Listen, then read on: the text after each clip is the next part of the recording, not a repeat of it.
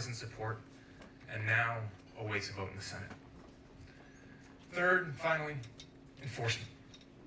Early on in my first term, we sat down with police chiefs throughout Bristol County and asked how we could help keep drugs out of our communities.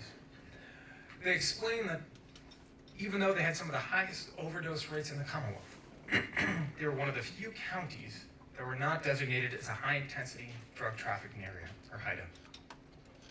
A HIDTA designation not only opens doors for new funds for police departments, but it increases coordination between federal, state, and local law enforcement agencies as they work to break up trafficking and illegal distribution of drugs.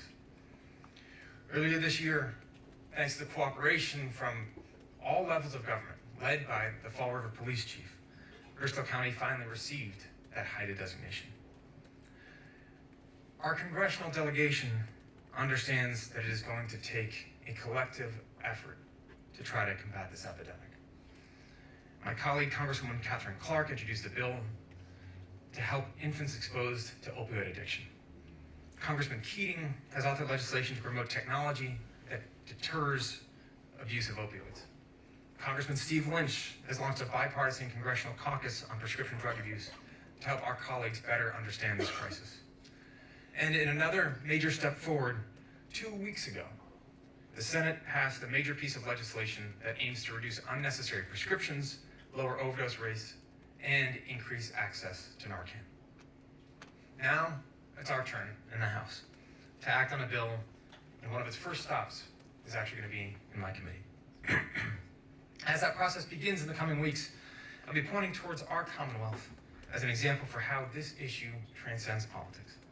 It's about saving lives today, not tomorrow, not after an election, and not next year. You, all of you, of all people, know we can't wait that long. That the life-saving work must begin and continue right here inside these walls in the treatment rooms of Tivic. You've made it your mission to ensure that quality, accessible health care and substance use disorder treatment is a right for all Americans and not a privilege enjoyed by few. For decades, generations, you have been on the front lines in our communities. You provide long-term help and short-term treatment. And most importantly, you treat every man, woman, and child who walks through your doors as a member of our family, a member of our community. And so you know our neighbors better than anyone.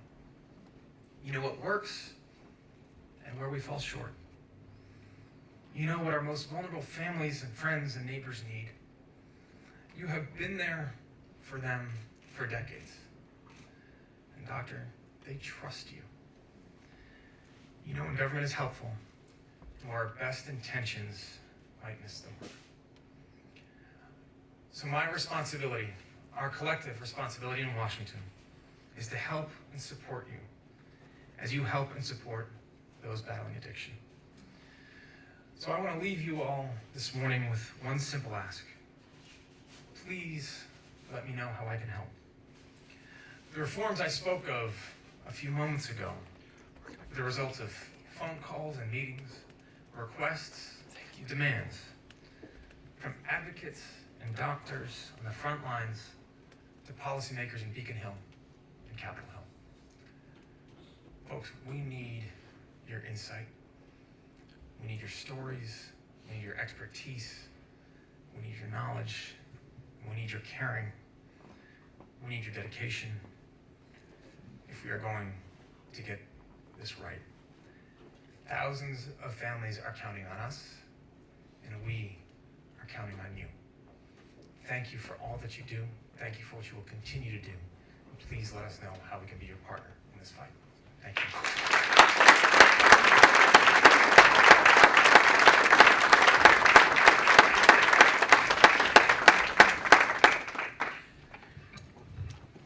Thank you so much, Congressman.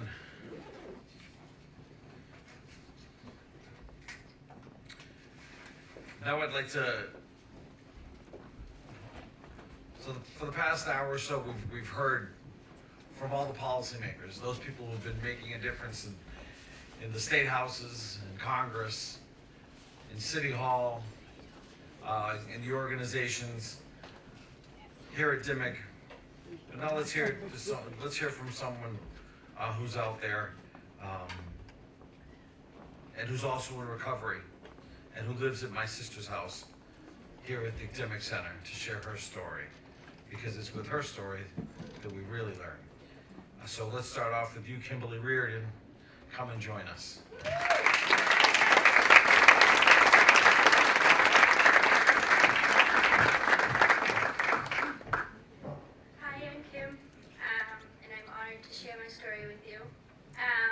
I basically had the cookie cutter life, the high school sweetheart, the apartment, the kids, but I also had a very bad drug problem. After 7 years, my kid's father said, something's got to change, we can't do this anymore, we have no more money. So I went to a Suboxone doctor, thinking that would help. I basically traded one drug for another. I took it for 3 years, and I took it more than I was supposed to stay high. Last year, after 14 years and 2 kids, the man I thought I was gonna spend the rest of my life with ended our relationship because he couldn't do it anymore. So, in my bright mind, I thought if I got off the Suboxones, it would fix everything and the drug problem would go away. So I went to Florida and just completely went cold turkey and got off the subs. I came back and 2 days later hung out with the wrong people and tried heroin, and it was a done deal. I started sniffing multiple times a day, I started shooting multiple times a day, and ended up in prison. I walked out of prison and was homeless.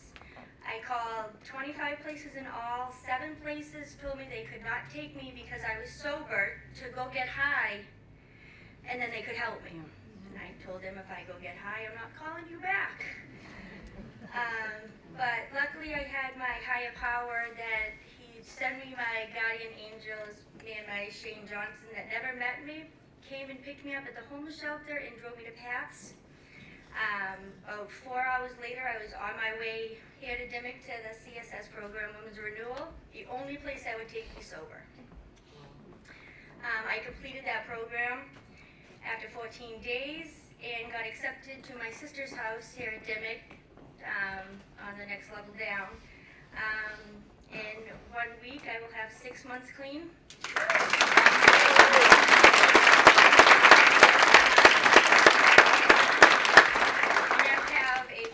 Job, and I thank the Lord every day in the Dimick Center for giving me my life back and helping me save my life, because without this place, I probably would be dead. Thank you.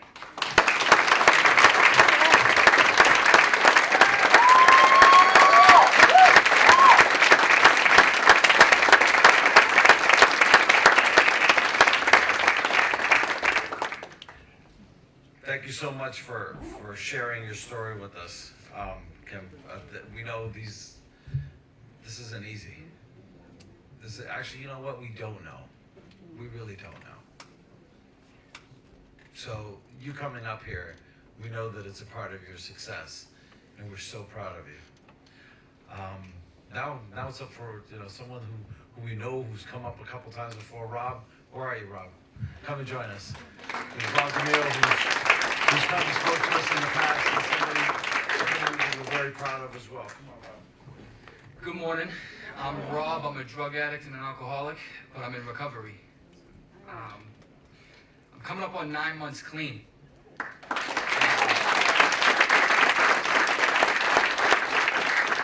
I had 7 years clean, but I wasn't recovering. I had no idea about network and meetings, a sponsor, or Dimick. I had no idea what a detox was. In 2010, I was in a car accident. On 93, I was hit by a drunk driver. And that car accident took my hand, my left hand. But the prescriptions the doctor wrote me took my life. For many years, I was overprescribed OxyContin.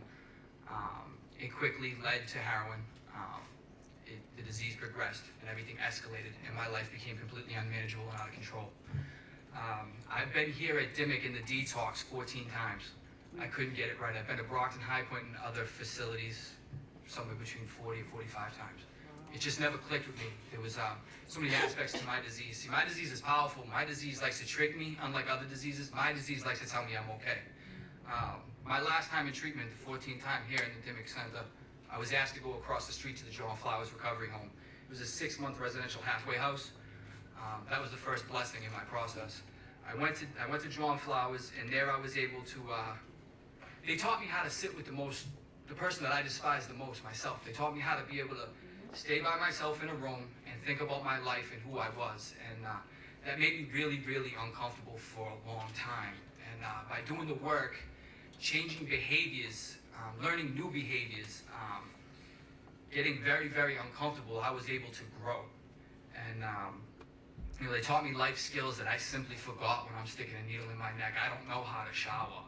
I do not know how to brush my teeth. But being there, I learned all those things again. And today, you know, they taught me how to make my bed every day. Now, I don't live on the Dimmick Center anymore, but I know when I get up for work, if my bed's not made, I go back from the train station to my room and make my bed, because I catch feelings because my bed's not made. Because I'm a citizen today, because that's who I am. And that's a good feeling in itself. When I walked through those doors, I was battered, broken, and beaten. The pain that was inside me was vicious. And Dimmick gave me the chance to heal that pain. And healing for me was timing and opportunity. And I'm grateful for Dimmick for giving me both of those. Today, I'm employed with 2 jobs. I'm a recovery specialist in the same detox that I sat in room 8 and prayed for everything that I have today. And you know, there's therapeutic value in helping another addict, because that helps me stay clean. And you know, there are some people in this room, Keith Laporta, Mark LeBon, and Greg McCullough. You know, I love you guys. They help me save my life every day. And if it wasn't for that network and for, you know, Dimmick, I would not be here today. Narcan has brought me back 9 times. I'm really grateful to be here, and I'm grateful to put the recovering in front of the addict today. The first thing I put in front of my recovery is the second thing I'm going to lose. God bless you all, and thank you.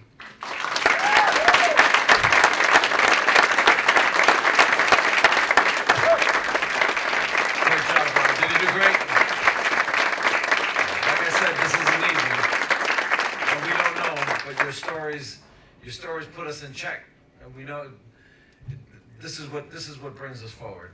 This is what brings us forward, and we appreciate, again, you sharing your lives with us, because it's not easy to do, especially when you have a room full of people that you don't know.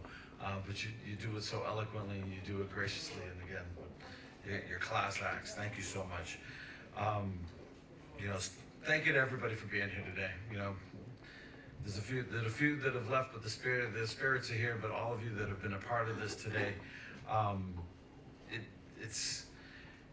what happens here every single day here at Dimmick is incredible.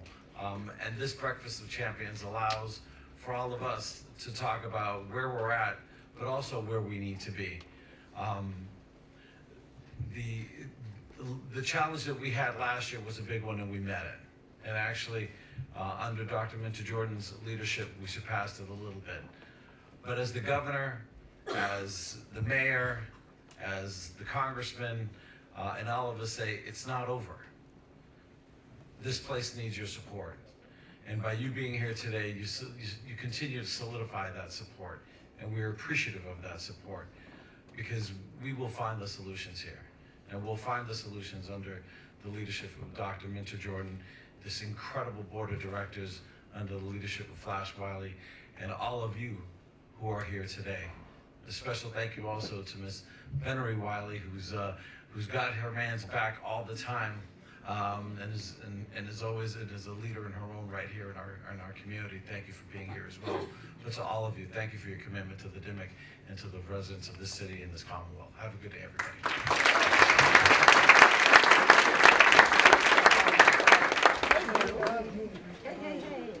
So I'm in charge of mentoring.